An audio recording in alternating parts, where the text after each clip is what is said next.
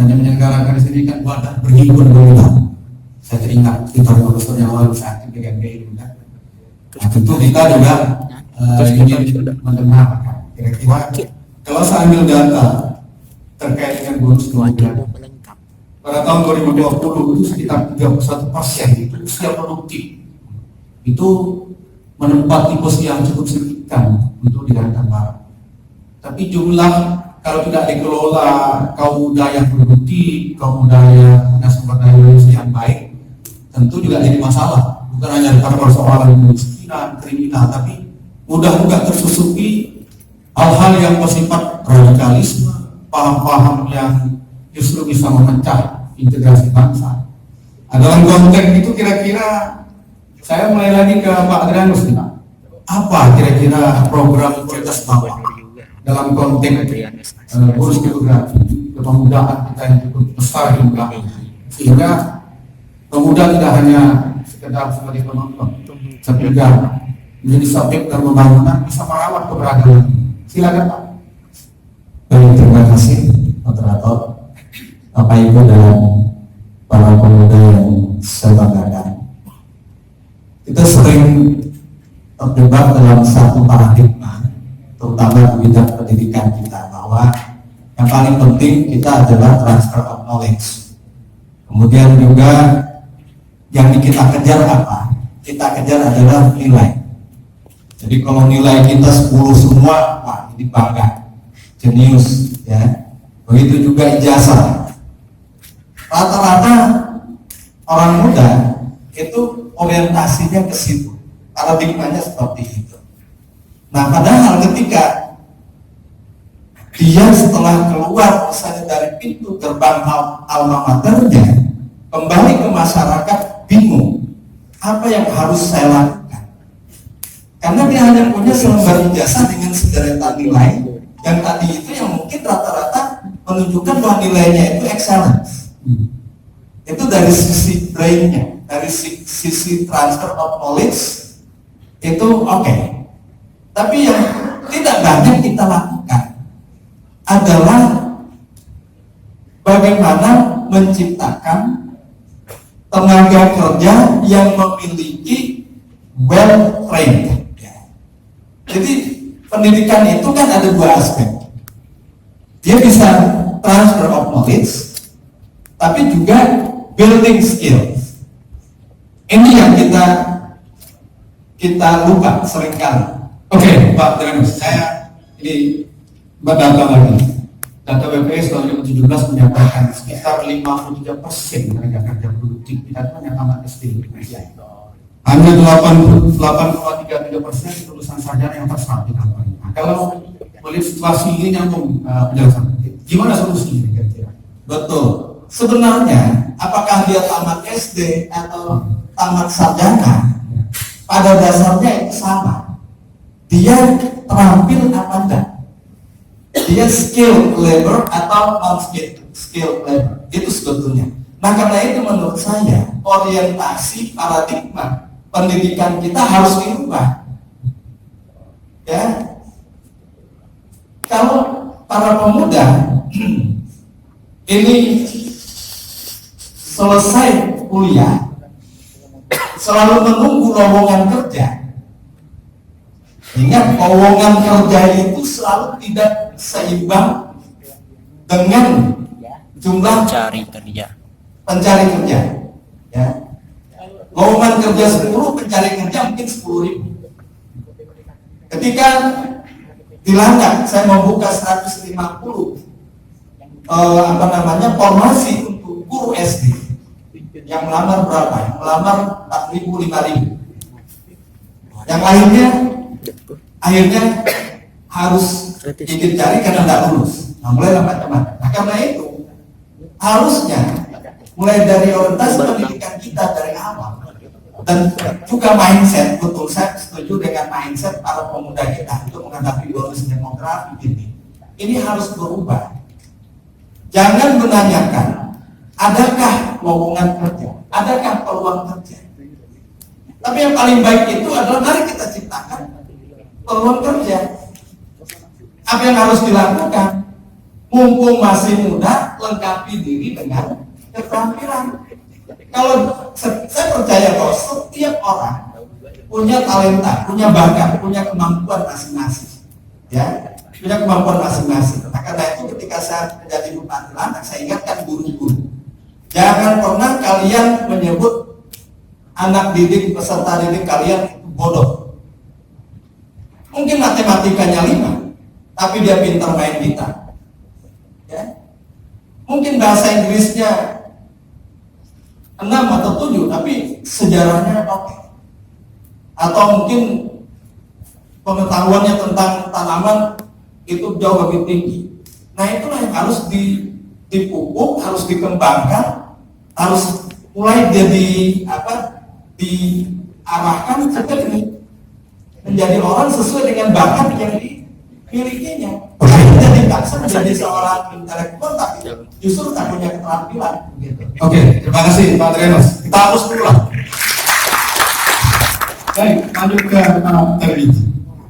Seperti yang saya jelaskan di awal, 53% itu dan ini kalau bonus demografi tidak disikapi secara baik, tentu akan menimbulkan kesenjangan. Pemuda ini sangat mudah banyak hal. Nah, rata-rata yang masuk ke dalam kriminal itu kalangan pemuda. Jadi bonus demografi itu hanya jumlah dan kualitas. Pertanyaan saya sama, seperti yang saya katakan dengan Pak Adrianus. Langkah-langkah apa kira-kira dalam konteks mempersiapkan kalangan pemuda yang berkualitas di tengah bonus demografi? Kalau dari kita lihat dari sisi kualitas, Pontianak ini rata-rata kabarkan 7,6 tahun. Kalau Pontianak itu data BPS 9,9, tapi kita 10,6. Ini hampir 11 tahun. Kalau bicara bonus demografi, Pontianak juga. Ya. Tapi saya terus melakukan waktu itu SMA, SMK di bawah pemerintah kota. Ya. Saya selalu memantau tamatan-tamatan dari jurusan-jurusan mana, jurusan apa, ya. Sekarang dia di mana, apa potensi. Nah, sehingga pemetaan itu kita lakukan. Sehingga ada jurusan apa yang tidak bisa menjawab kebutuhan ketenaga kerjaan yang dibutuhkan untuk kegiatan perekonomian di Kota Pontianak, itu saya tutup ganti. Contoh misalnya SMK 5 itu kita tingkatkan jurusan pariwisata, istilah perhotelan. Ini dibutuhkan. Mereka sekarang kelas 2 aja. Kelas 2 itu sudah dipesan untuk hotel-hotel tertentu, sudah pesan dia. Kemudian saya kerjasama dengan salah satu otomotif roda 2. Dia buat jurusan otomotif roda 2. Selama dia masih bisa menyerap semuanya, oke, lanjut.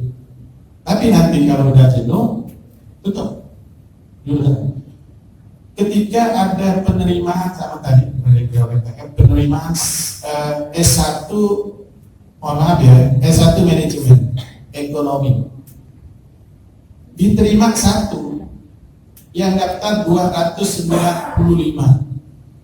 Kemudian tahun berikutnya diterima 1, yang daftar sudah 640-an. Data itu ada di kita.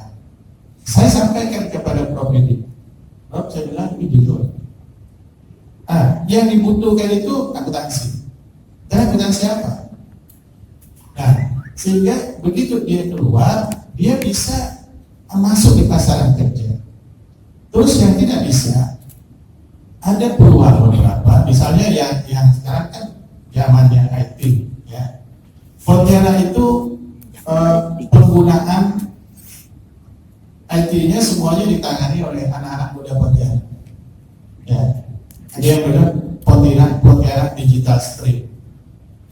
Kita Pontianak itu selalu ke depan. Contoh misalnya Presiden seminggu sebelum datang Pontianak rapat kabinet minta ada aplikasi pemantau harga melalui aplikasi. Kemudian beberapa hari yang lalu Gubernur Jawa Barat melaunching ya aplikasi tentang pemantauan dan harga secara dini.